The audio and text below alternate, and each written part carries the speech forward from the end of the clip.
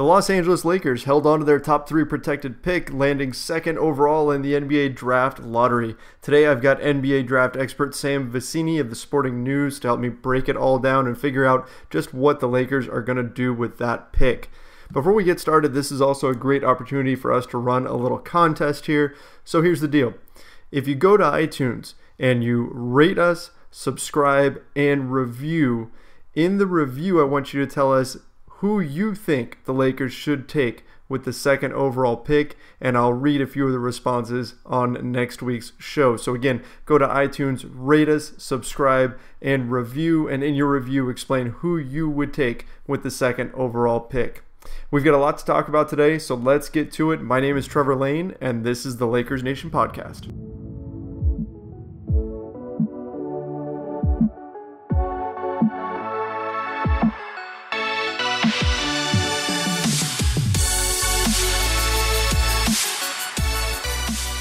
All right, as I said, today I've got the draft expert for the Sporting News, Sam Vecenie, with us to break down everything that the Lakers could do in the draft that's coming up on June 22nd. Sam, thanks so much for joining us.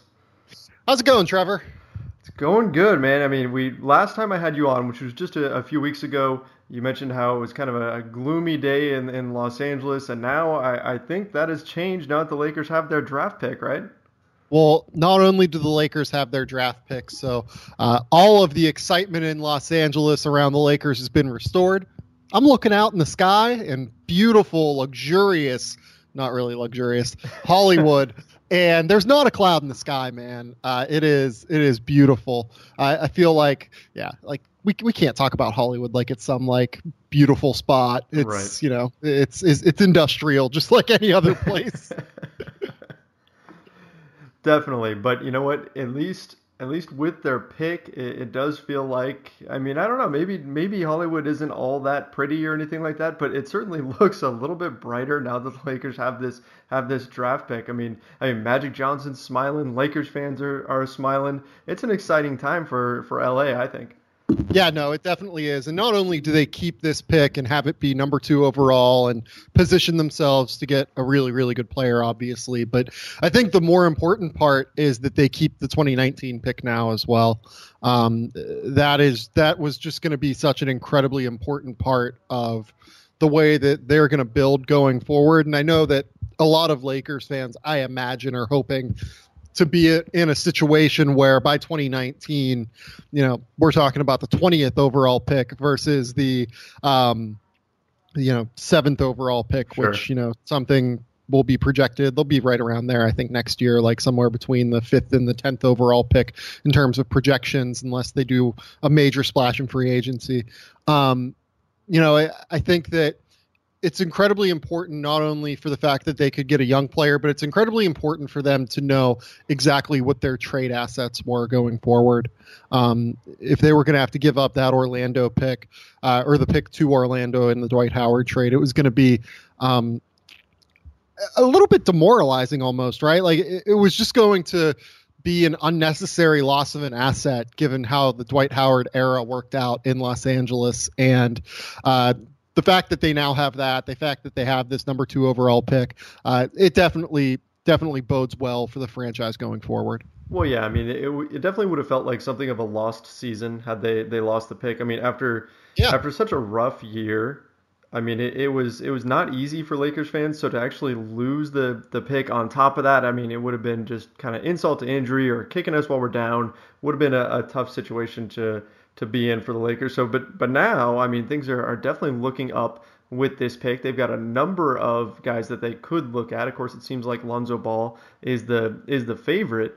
But let's dig into some of these potential prospects here. And this is what I've assessed. I think that realistically, Lonzo Ball is the heavy favorite. And this is assuming, by the way, that Markelle Fultz is taken 1st overall by Boston. From our conversation last time, I'm pretty sure you were in agreement with me here that if for whatever reason Markelle Fultz is not the number 1 overall pick, then he's the guy the Lakers need to scoop up like immediately, right? Literally, Magic Johnson should run to the podium, tackle Adam Silver, and announce the pick himself. Yes. Yes, that would need to happen. And I mean, like not even wait for the clock to start. Just go up there and do it. Make just in case like somebody pulls the plug on the power or something like that. Just get that pick in and get Markelle Fultz. Yes, no, 100% agree. Okay, so let's assume though that he's off the board because Boston is a pretty smart franchise and they're probably not going to pass him up. I mean, I guess they could make a trade with somebody that really likes Lonzo or Josh Jackson or somebody else, and that person could go first overall. But most likely, Fultz will be the first overall pick. So let's talk about that real quick too, because I think it does play into the Lakers' overall place in this discussion here. Okay. If I don't think there's any chance the Celtics are trading this pick. Because if you look at what other assets they have, I mean, they could theoretically trade any of Jay Crowder, Jaylen Brown, Avery Bradley if necessary, Marcus Smart, like Terry Rozier. These are all really good assets. And then they also have the Brooklyn pick in 2018. They have their own pick in 2018. They have all of their other draft picks going forward. They can put together the best package for a Jimmy Butler or a Paul George without this number 1 overall pick in 2017. So I don't see any circumstance where they're dealing it. Yeah, I'd agree with that. And I think the Celtics made some comments. I don't remember who it was from the Celtics organization, but somebody mentioned that it was fairly unlikely that they would move the pick. So most likely Markelle Fultz ends up putting on a Boston Celtics jersey, which leads the Lakers to, well, Lonzo Ball is certainly the heavy favorite, but then I've got some other guys here that could be contenders. I thought we should kind of run through them here. I've got De'Aaron Fox, Jayson Tatum, and of course Josh Jackson. And when we spoke previously, you actually had Jayson Tatum as number 2 on your board. Is that still the case now that the Lakers have the pick? Would you still have him be the guy the Lakers should take? Yeah, that's a tricky question. Right. I haven't really thought about him all that much just because he hasn't really entered the discussion publicly yet in terms of his potential fit on the Lakers. I mean, I can kind of talk it out on this podcast, so that'll be fun. I do have Jayson Tatum number 2 on my board though overall. Let's talk about Lonzo Ball first though, while I'm kind of formulating what I think of Jayson Tatum in Los Angeles. Fair enough. Because I think that he's kind of the biggest story here, right? Yeah. Like Lonzo Ball being this kid from Chino Hills with the bombastic father and has already said very plainly and clearly they want to go to the Lakers. They want to play for Los Angeles. They want to bring glory back to this franchise. And they'll be a playoff team. He said they'll be a playoff team. He said they'll be a playoff team. He also said UCLA would win the title last year. Right, I mean, that's what LeVar does. Yep. So let's kind of talk through this. I think that Lonzo is the favorite to be selected number 2 overall. I have him at number 4 on my board. I don't think he would be my pick in Los Angeles, to be perfectly honest. I might be wrong on that. I might be right on that. We'll see how it plays out. But, what he does on the floor is going to be really interesting if he does go to the Lakers because 6'5", 6'6" point guard who doesn't necessarily need the ball in his hands a ton. Like he's a guy who likes to have the ball in his hands, but he likes to have the ball in his hands to create for others and create and foster efficient offense. And that doesn't matter if he's the one dribbling the ball or if he's head manning the ball. He's going to make the right decision to foster an awesome offense. And there's been kind of a lot of discussion about his fit with D'Angelo Russell. I kind of like the fit. D'Angelo is such a good pick and roll point guard that he would be able to kind of take the load off of Lonzo, especially early on in his career, because I don't think Lonzo is going to be all that good in terms of creating his own shot, late in shot clocks or late in games. He's going to be a guy that's going to get you through the first 46 minutes. So I like that fit offensively. I think it's a really interesting idea where you can have both of these guards who can play point guard, who are both shooting guard size, kind of do their thing. Defensively, I think there are a lot of concerns. They're both apathetic defenders. They sometimes care, sometimes don't. D'Angelo, obviously, as Lakers fans know, has built up a bit of a reputation from time to time in terms of just not being where he needs to be. Lonzo at UCLA, when he was locked in, he was really good. He has good instincts, but that was too few and far between.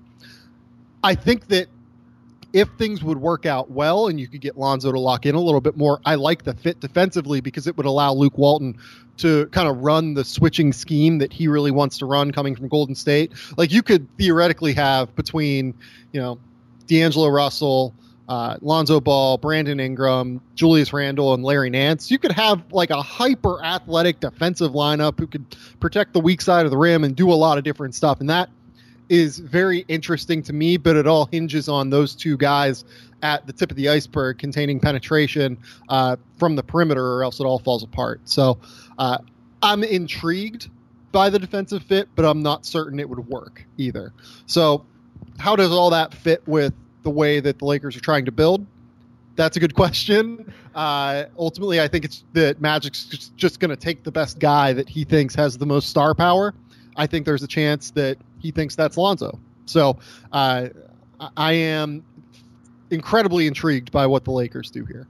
Yeah, everybody has pretty much been saying that it's going to be Lonzo. I mean, it's almost seemed like it's locked in. It almost feels a little bit like last year's draft, right? Where the first two picks were just kind of a foregone conclusion, and then the draft really starts at 3 with the Sixers pick this year. And it's I think that the Lakers are going to do their due diligence. As much as everybody says that they're going to take Lonzo, I think they're going to look at everybody, and they're really going to consider all their options. So I don't think it's necessarily a lock that they take Lonzo, but I would say he's definitely the favorite. I totally agree with you on the defensive side of the ball. I think that could be an issue. Of course, we know the Lakers were a terrible defensive team last year, but offensively, I kind of like the idea of having both Lonzo in there and D'Angelo Russell. It's almost like what the Lakers have tried to do with Jordan Clarkson and D'Angelo Russell, just with a better player in Lonzo Ball than Jordan Clarkson, right? So you've got two guards who can kind of do a little bit of everything, who can really switch on and off from the point guard position. And really, we saw D'Angelo Russell play a lot of 2 towards the end of this season, and it worked pretty well. So I'm definitely intrigued as well. But again, I've got the same concerns defensively, and then the whole LeVar Ball factor. I don't think it's that big of a deal, but it's going to be interesting to see what he says and what kind of comments he makes coming up, and if that's something that the Lakers really want to deal with. Yeah, I'm not as concerned about the LeVar thing. I think that as Lonzo gets into the NBA, it's just going to kind of die down a little bit. Right. I know that LeVar is going to want to be in the news, and that's fine, but I don't think it's going to be all that big of a deal, even though, he just, made a complete asshole of himself on Fox Sports 1 this week. It is what it is. That's going to happen. In terms of the offensive fit, I'm someone who really likes having as much ball handling and shooting and floor spacing and just skill on the floor as possible. Both of Lonzo and D'Angelo, they can just really do so many things with the ball that, having those guys both on the floor together, and neither of them are like selfish players either. I think that that's a key.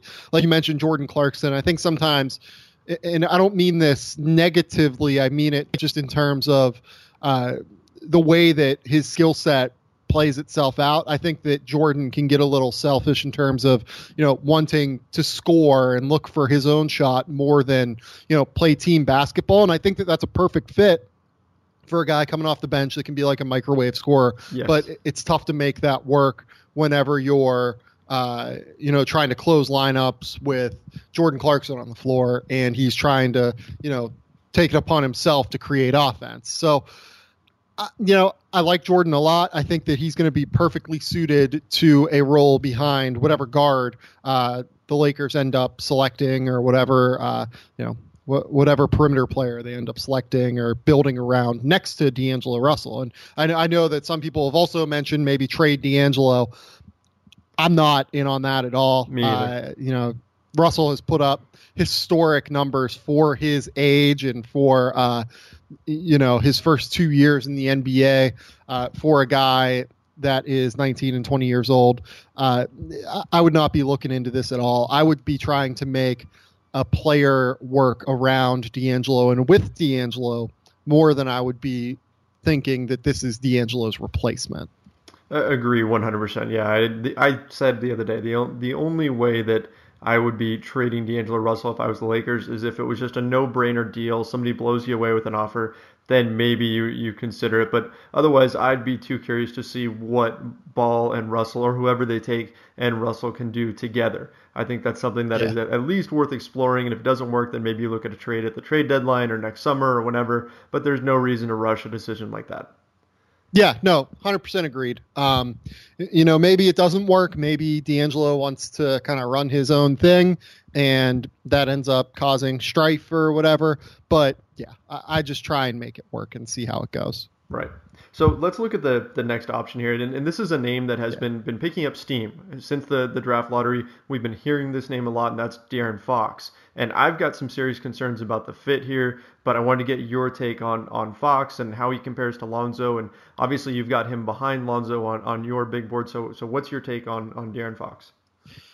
Yeah, I like De'Aaron. I think he's a good player. He's probably the quickest player in the draft. He's definitely a two-way player, a guy who's really going to get after it at the point of attack defensively. Going to be able to get into the lane when he wants.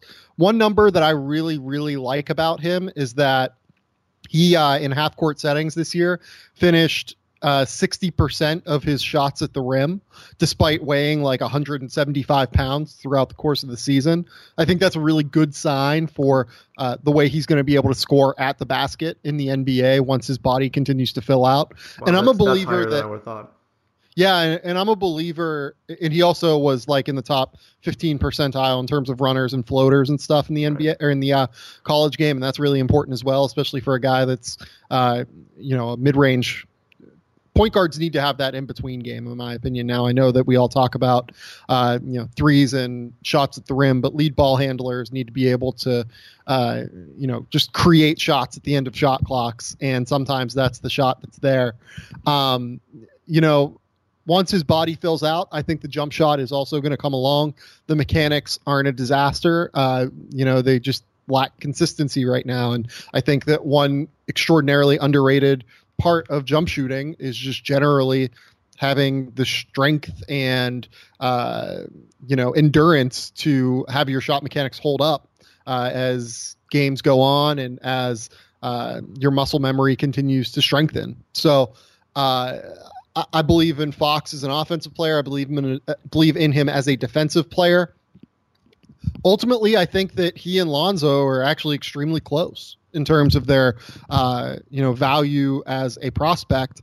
I just kind of think that there are fewer players out there with Lonzo's type of ceiling than there are with De'Aaron's type of ceiling, I guess. Right. Like if Lonzo works out, he's like a 10-time All-Star, I think. Like it just kind of is what it is. But I think he certainly has more downside also than De'Aaron Fox does. Like De'Aaron Fox, I can't really see a way that he fails in the NBA, just barring injury, that is. But like the way that he is so athletic and the way that he can get into the lane when he wants, finish at the rim, and defend, that player is always going to have some sort of place in the NBA.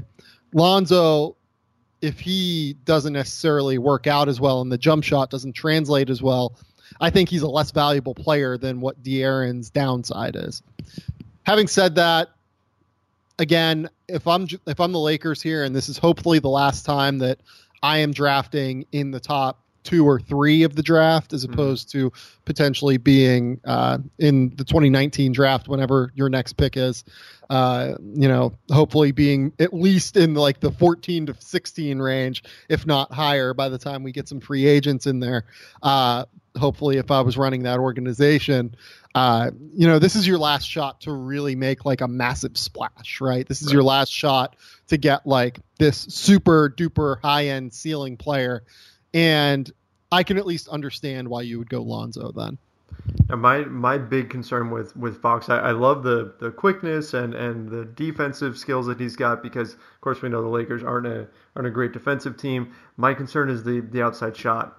I look at it as you put Fox, and let's say you pencil him into the starting lineup, you slide Russell over to the 2-guard spot, which Russell, I believe, only hit about 35% from 3 last season. And then Brandon Ingram at the 3 is a work in progress from downtown, despite shooting 41% in college. Julius Randle just really started experimenting with shooting the 3.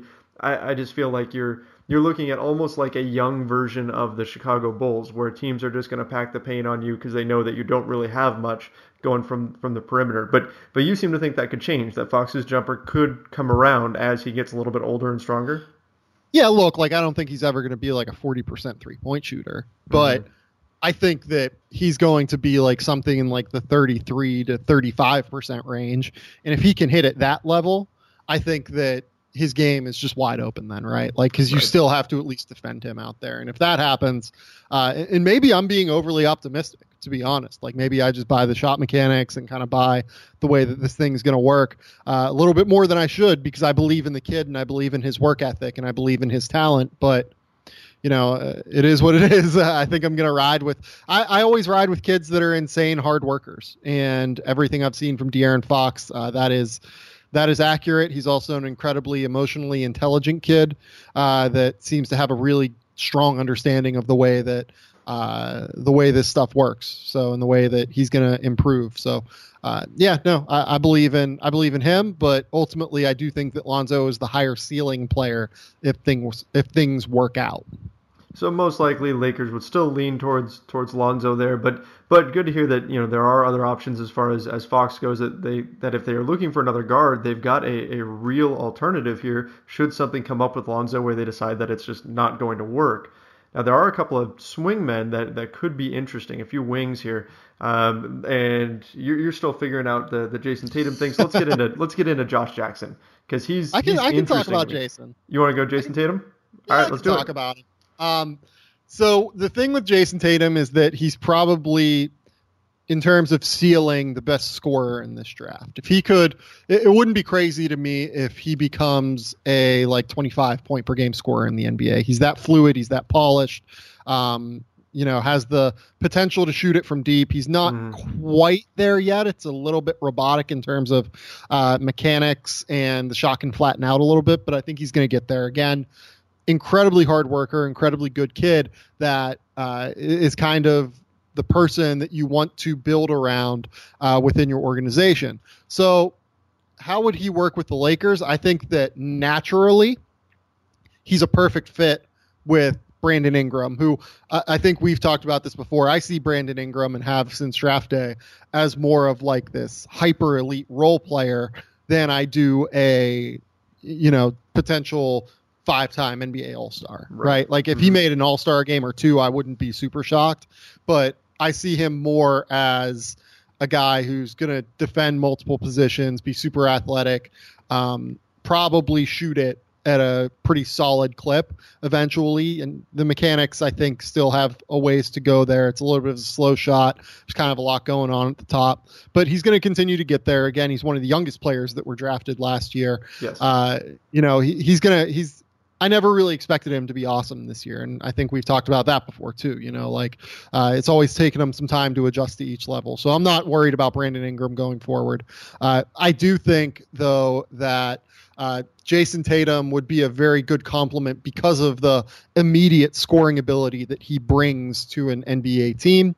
I would seriously consider him if I was the Lakers. I think he's a switchable defender, would fit in nicely with what Luke Walton wants to do on that end. I don't think he's necessarily going to be like a true difference maker there, but I think he's a guy that, will make an impact in terms of just being versatile to guard multiple guys. Offensively, he showed a lot more late in the season in terms of being able to, pass the ball and make the right reads and stuff. But that was a bit of a concern early, and we'll see how that adjusts to the NBA. Overall, I think it'd be a good fit. He would he's a guy I would seriously consider if I was Los Angeles, and I would also seriously consider Josh Jackson. Josh Jackson brings that kind of mentality, the competitive drive that I'm sure Magic Johnson really, really wants to bring to Los Angeles. Really good defensive basketball player. More of a 2-3 than a 3-4, which is what he played in college. I just don't think the body and frame are going to fill out enough for him to consistently play the 4 in the NBA. But that's fine. Whenever you have a guy that can create a little bit off the dribble, he really can create a lot off the dribble. He can, get into the lane and finish above the rim. He is good at moving off the ball. the key is ultimately going to be the jump shot. That's going to be the differentiator between him being an all-star and being, again, like a Brandon Ingram hyper elite role player. Do you really want to kind of build around that many guys with questionable shots, because the Lakers now have Julius Randle, who's, the swing skill for him is going to be how deep he can get the jump shot to extend out. For Brandon Ingram, the swing skill is going to be, it's partially going to be how his explosiveness fills out as his frame fills out. But also, I mean, getting the jump shot would make his, level of variation in his game much higher. Or at least like it would kind of make his floor much higher as long as he can really shoot the ball consistently. And then again, like Josh Jackson, I mean, we've talked about the mechanics on this podcast before too, where I think they're a little bit hitchy. I think that he's going to really need to iron them out in the NBA. He did get into rhythm late in the year, and I think that's an important sign for his potential. But ultimately, he's not going to be this hyper lead ball handler, I don't think, in the NBA. He's going to be a guy that needs to operate at all levels of the basketball floor and not both play on ball and off ball a little bit. So, do the Lakers want to have that many question marks shooting the basketball, especially with where Luke Walton comes from in Golden State and, kind of the way that he seems to value shooting? I don't know necessarily. So they're in a good spot to get a good player, but there are questions certainly in terms of, which guys fit best where. Yeah, whoever they go with is going to have some question marks. We talked about this last time, how Fultz is the guy who doesn't really have many holes in his game, whereas everybody else has at least one or two things that you're going to wonder about, and whether or not they can really fix those things is going to ultimately determine how successful they are. I do like Josh Jackson a lot. You can tell me if this comp is fair or not, but I see him almost as like an Andre Iguodala type player. That's in my mind kind of what I see from him. Just somebody who can kind of do a little bit of everything, as well as handle the ball and can really lead a break out in the open floor, which is exciting, because that's a phenomenal player and one that a lot of teams could use, but I just don't know how well he fits with the Lakers because of that shooting issue, and that's my concern with Fox as well. I mean if the Lakers add in another player who can't shoot, the concern is that teams are just going to pack the paint on them, and it's going to really bog down their offense. Do you share that opinion? So the Andre Iguodala comp is kind of tough for me, because part of what makes Iguodala so valuable is that he has just these massive broad shoulders where he can like consistently defend fours and can just like power his way into wherever he wants to go, right? Like he's just so big and physical that he can kind of do whatever he wants. I don't really see that with Josh Jackson necessarily. That's right. You said he won't fill out as much as a guy like Iguodala eventually did, or anything like that, right? Right. Like he's not Dwayne Wade, but like I see some similarities there, like in the way that they kind of, Wade was a little bit more of like a crafty player, I guess. Like he was not necessarily as reliant on his motor and athleticism, but like there's just like some times where they do things that kind of remind me of each other. Like they both had questionable jump shots from deep coming in. They're both hyper competitive. They're both really good weak side rim protectors, actually, from like the two, maybe a little bit of the three, but I think that Jackson's going to be best off playing like the 2-3 spot, and Wade played the 2 most of his career. He's not Dwayne Wade though. Like I don't think that he's going to be one of the 40 best players in NBA history. You know what I mean? That's a high bar to clear. Right. So like I see more of that in his game than I do in like Iguodala, but I understand the comp, right? Like the comp is, defensively versatile, player who has shooting issues, but can really pass the ball, can really, get into the lane and utilize his athleticism, both vertically and in terms of lateral quickness. I get it. It's just that I don't really love that one. Like he's kind of his own guy. It's kind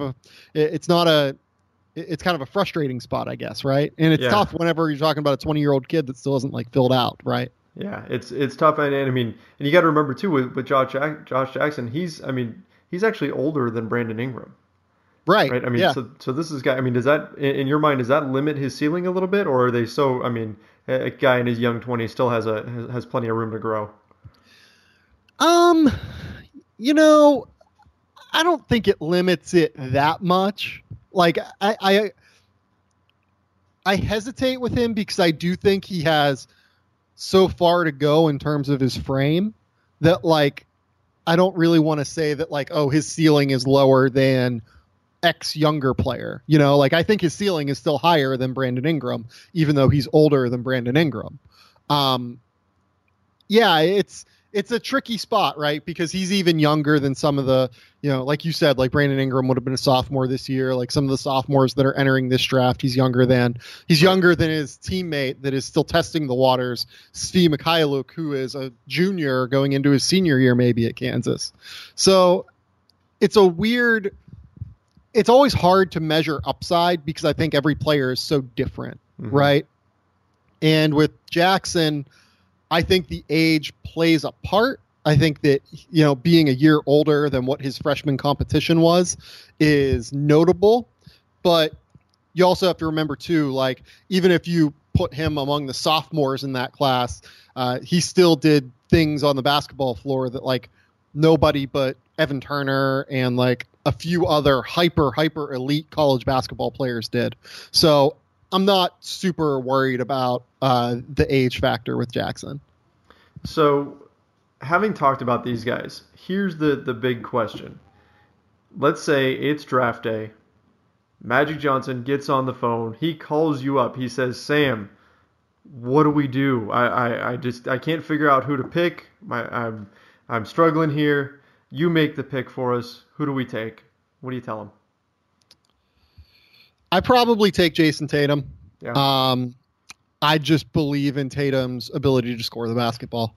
He's going to be just one of the best scorers in the NBA, and I really like the fit with with Brandon Ingram next to him. Ingram's going to be able to cover up some holes defensively. Ingram's going to be able to utilize his length, and they're going to be able to be really interchangeable, the 3 and 4. I really like the idea of having interchangeable forward spots, right? Who can, kind of take on tougher assignments or, do complementary things offensively like both of them can. Again, I also just believe in Jayson Tatum's work ethic like crazy. I mean, he is going to get the most out of his ceiling, whatever it is. And I like that fact. And I like guys. I think that one of the most difficult skills to find in today's NBA is the ability to consistently score from like the wing or from the 4, and not just score, but create your own shot. And Tatum gets incredible separation from defenders despite athleticism that is a little bit lower than what you would expect from these hyper elite players. He's a good athlete, not a great athlete. Like, he's a little bit better of an athlete, I think, than Brandon Ingram was last year. But having said that, I like the ability to score the basketball, and I think it's incredibly valuable. And worst comes to worst, and he ends up developing slightly worse than some of these other guys. The ability to score and create your own shot is an eminently tradable skill as well. Everyone is always looking for guys who can score. And if, a trade comes up down the road and you guys can go out and get an Anthony Davis or something like that, Jayson Tatum, I think, is not an asset you have to worry about in terms of him like totally busting or like failing a little bit. Like, he's going to score the basketball. He's going to be professional in terms of the way he conducts himself. He's going to get the most out of his skill set. And he still has quite a ways to go in his game. So that would be the guy that I would take. I don't feel great about it necessarily. And I think that is, we're 5 weeks out from draft day, something like that. There's still time to decide. I don't think that Magic Johnson has to make the call now. No, yeah, they've got time to figure things out and everything. Now, looking at those guys, would you say that Tatum has the highest ceiling of that bunch, or would you still give the nod to Lonzo? I think Lonzo probably does have a higher ceiling, but I think that his floor is also considerably lower. And I'm someone who kind of thinks of players, and this is kind of I almost cursed. I'm sorry.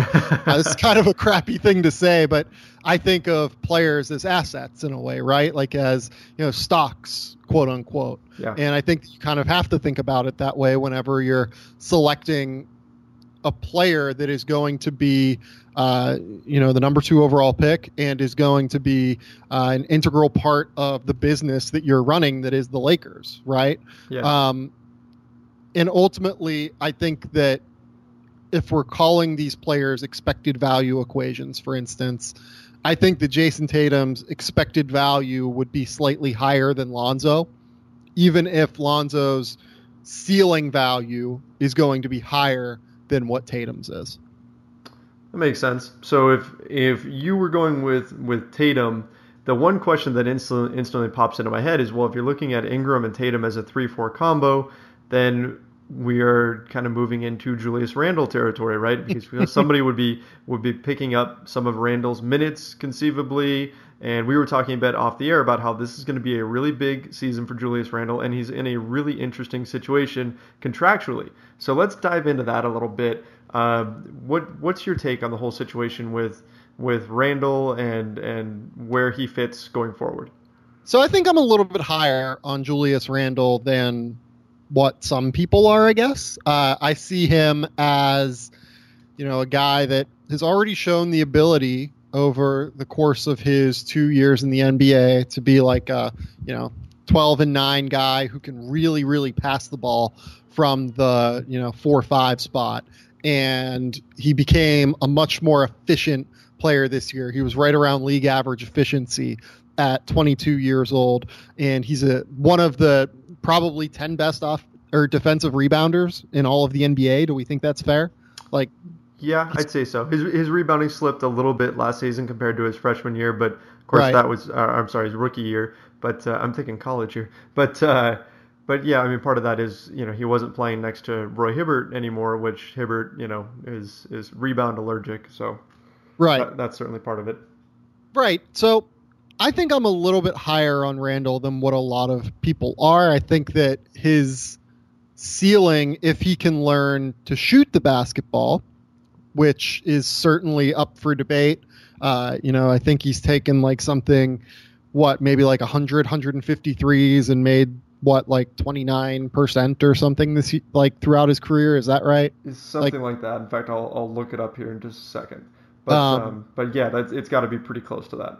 Yeah. So you're talking about a guy that, really it's 6'9", or 6'10", whatever his size is, with relatively short arms. You would like him to be more of a very switchable 4 than a 5 with no ability to protect the rim, because he's just not going to be able to protect the rim at that size. Right. And instinctually, I think we can say at this stage that he doesn't have the primary rim protection instincts even. Having said that, if Brandon Ingram comes around as a really strong weak side rim protector, which I think is very plausible and has not a high degree of potential, but it's at least within the realm whenever you're talking with a guy that's 6'10" with a 7'4" wingspan and actually has pretty good instincts for blocking shots from, rotating over from the weak side. I think that can help to make up for what Randle does. And I think that at 22 years old, I hesitate to like a lot of people, I guess, in my mind I don't want to say they've written him off, but they've, thought of him as a lesser asset almost. Yes. Right. Yeah. And fair. I don't buy that, I guess, in my opinion. He's a guy that I think is going to be a 15-10 guy who is switchable defensively. And if he gets that jump shot, I think that 15-10 guys that can switch defensively, who can shoot threes at even a Draymond Green-esque 33% clip, are just immeasurably valuable in today's NBA. The question is, can the Lakers make that work? And I think it's very dependent on the way that the players around him develop in a way, right? It's not just contingent upon him. Yes. So yeah, that's pretty much right. And you've got I pulled this up here. He's for his career, he is 27 out of 99 from 3, so he's shooting just over 27% from downtown right now, which is not great, but I mean you're at least in the discussion for having a something of a 3-point threat, right? Where teams might have to guard him if he can bring that up just a few ticks. I was close. I actually feel okay about that. That is pretty darn close. So yeah, I guess that I'm a little bit higher on the skill set, and I believe that he's a guy that can like create in a straight line off the dribble. I think he has a little bit more wiggle than what you expect from, that 4-5 combo spot. And he's going to be able to, take advantage of his speed and quickness, as he continues to age and as he continues to mature and his game continues to mature. And the passing again is just such a differentiator as well. Like maybe his ultimate role is something like a Lamar Odom, right? Like maybe his ultimate role is awesome 4 or 5 combo off the bench who you play next to someone who can protect the rim like Pau Gasol, who can just stand there with his wacky waving inflatable arms and just stop people from scoring sometimes. I don't know. He's in a tough spot, I think, certainly. And this year is going to be such an incredibly important year because if you just look at his numbers and you look at what he's done on the basketball floor, he was like a 13-9-3 guy or something this year. Wasn't quite double-double, but he was close, plus had all of the assists. Yes. That guy gets what in free agency? He probably gets $18 million a year in free agency with ease. Maybe more like 22, 24, maybe not max level, but right below max level. So the Lakers are in a really tricky spot with him. Like, I wouldn't trade him because I still think his ceiling is pretty high. Like, his ceiling, I think, is still like top 60 player in the NBA. If you're going to be a 16, 11, and 5 guy, which do you think that that's out of the realm? Like, at 22 years old, he just went 13, 9, and 4, or 9 and 3, or whatever it was. Like, I don't think the top 60 player is out of the realm, I guess. No, I think if they end up drafting another guard like Lonzo Ball or De'Aaron Fox, then I would question the assist part of that. I don't know if that he would have the ball in his hands creating on the wing as much as he did this last season, and that's what partially helped bring his assist numbers up. But the potential is certainly there for that. He's actually pretty good at moving the ball when he really wants to, and I guess the when he really wants to part of that sentence is is one of the qualifiers here that you got to look at, along with the jump shot. We know he's not going to be a rim protector, but there's games where he's really locked in, and then there's games where he's not. And there's a big difference between the two. So I think the mental side of it, him really getting locked into each game and revving up that engine is going to be a big difference maker for him. He might be a guy that plays a lot better on a winning team than he does on this team. That's a great point. Yeah, and if the Lakers really get out and start running, if they get somebody that's going to find him on the break a lot and he's got that motivation, then I think that's a great point that I hadn't really considered before. That the other thing is too quite a bit. I mean, he can rip and run. Like, he can grab rebounds and go, and he can pass on the move. And that's one of my favorite things that he does. Yeah, guys that can do that are so incredibly valuable in today's NBA. I mean, we saw it with, Julius Randle would be doing this on a much lower scale than what the Thunder did this year with Russell Westbrook. But we saw how valuable that is with Russell Westbrook, right? Yeah. If you have a guy who can rip and go and, create transition opportunities on his own while guys fill in the transition lanes, like, that is incredibly valuable.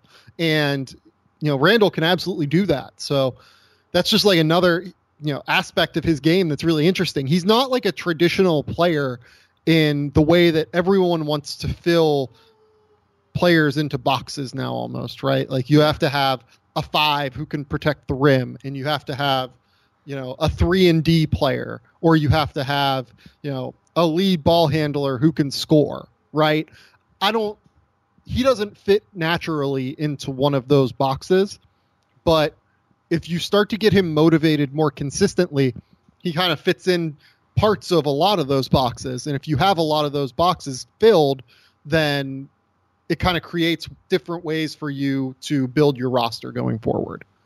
So let's say that we see moderate improvement from Julius Randle, and I think fairly realistic numbers for him for next year would be, let's say he puts up, say, 15, 9, and say 4.5 assists, which is, I think, definitely within the realm of possibility. Let's say you're the Lakers and you're assuming that he does that. What happens with him in terms of his contract? Someone offers him a max contract. You think he goes max? Yeah, I mean, if he goes 15, 10, and 4 this year, someone's offering him a max contract at 23 years old. He'll just be entering his prime, and that's an incredibly valuable set of numbers because, like I said, he fills so many different boxes. If I was the Lakers, I have to match Julius Randle at a max contract if he goes 15, 10, and 4 next year, 15, 9, and 4 next year, just because, as we again say that the Lakers continue to get better and get into situations where he's going to be highly motivated. I believe in him as a highly motivated player, I guess. I've always really liked the skill set, and I like the quickness. Like, he's able to take 4s off the dribble even, let alone 5s, but he's also a matchup threat in that if you put a small ball 4 on him, he's going to just take him down into the post and just beat him. Right. You know what I mean? Like, he's got that bully ability down low. Yeah, he's not like an incredible defender in space, but he has potential to be a good defender in space. I don't know. He's a tricky one, I think, but ultimately he's a guy that I would like to continue to develop if I'm the Lakers on a good team, even if it's at the max level, because I just buy into having a lot of really skilled players on the basketball floor. Going back to our earlier discussion with Lonzo Ball and D'Angelo Russell, I like having really skilled guys on the basketball floor. And if you can, find someone who can protect the rim next to Julius Randle, I like that fit. And I like the idea of having Julius Randle on your roster. I'd agree with all that. Now, the Lakers do have an opportunity to extend his contract this year. You would not do that? No, I would want another year of sample, because if he stagnates this year, like Randall would ask for the max right now, right? Like, I don't think that he would ask for it. I don't know that he would really get it, but yeah, I mean, he could certainly ask for it, right? Right, but like both parties would have to agree on his contract, right? Like, I don't think he would settle for anything less than like, a 4-year, like $95 million deal or something like that. You know what I mean? So at that number, I would want another year of sample, because ultimately a lot of what we just talked about is what happens if Julius Randle like succeeds. But if we get another year of him and he has stagnated this year and he does seem to be, 13, 8, 3 or whatever he did this year. I think it was that. Yeah, it was. 13, 8, and 3, then without any sort of defensive improvement and without any sort of rim protection or anything like that, I would be happy to let him go out into the marketplace and find a contract and let him, kind of come back, right? But ultimately, I still need one more year of sample, I think, is the key. Well, especially with the Lakers eyeing the summer of 2018 to have cap space and to chase after some big-time free agents, it seems like it would behoove them to not lock up too much money into Julius Randle just yet, but rather let him become a free agent. I know the NBA sort of closed that down a little bit. We saw some players previously. Andre Drummond is one guy that I can think of off the top of my head that they let him become a restricted free agent. The Pistons did, then signed some players and then signed Drummond afterwards. Right. That's not something they can do quite to the same level, but I believe it would still help them out in the summer of 18 to not extend Randle this year. Right. So Julius Randle's cap hit looks like it would be right around cap hold, I'm sorry. In that offseason would be right around like $13 million. Right. And that's according to Eric Pincus, who I think is just great out here in Los Angeles, does an awesome job. Yeah, he's phenomenal. So his cap hold would be right around like $13 million. So that would still provide a little bit of wiggle room that summer, right? Like, you would have like the extra $12 million to play with. So yeah, definitely don't think it makes sense to really lock in Julius Randle at the $20 million number that I am sure he would command next offseason. Right. So that's about it for Randle. I think we've got a pretty good breakdown of him there and his whole situation. It's going to be interesting to see how he performs this summer. This season. He's got a lot on the line. I mean, He is going to be playing for a new contract. So I'm excited to see him out there, regardless of who the Lakers pick to go alongside him, whether it's Lonzo Ball or Jayson Tatum, like you recommend, Sam, or if it's or De'Aaron Fox, any of these guys. I think Randle's going to be definitely a player to watch this season. But I mean, overall, going back to the very beginning of our show, the big picture here is that things are finally starting to look up again for the Lakers. I mean, they've got some exciting pieces, and it feels like the skies are finally starting to part in Los Angeles. That doesn't necessarily mean they're going to win a ton of games next season, but you can start to see something being built here, right? Yeah, no, absolutely. And that's the key. This team, it does seem like over the course, despite maybe their best efforts, they have built this team via the draft and built it with young players, and now the key is going to be to kind of accentuate those young players' skills. All right. Well, that was great stuff as always from you, Sam. Certainly appreciate you coming by. I know you've got a ton of things to do today, so we'll let you get out of here. But again, certainly appreciate your expertise. Always amazed by your draft and general NBA knowledge, and always enjoy having you come on here. Yep. Anytime, Trevor. All right, appreciate it. So that was Sam Vecenie of the Sporting News. He is their resident draft expert, always does a fantastic job. Love having him come on, and we'll certainly have to have him come on again this summer. That's going to about wrap things up for us today. As always, you can find this show on iTunes, Stitcher, TuneIn, the CLNS Radio app, and of course, LakersNation.com. My name is Trevor Lane, and this has been the Lakers Nation Podcast.